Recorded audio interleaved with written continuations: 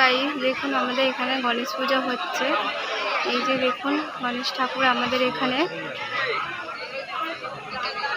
কেমন লাগছেন বলবেন গাইস। এই যে এখানে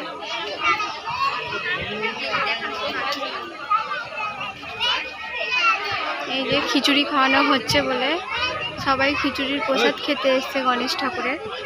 দেখুন গাইস।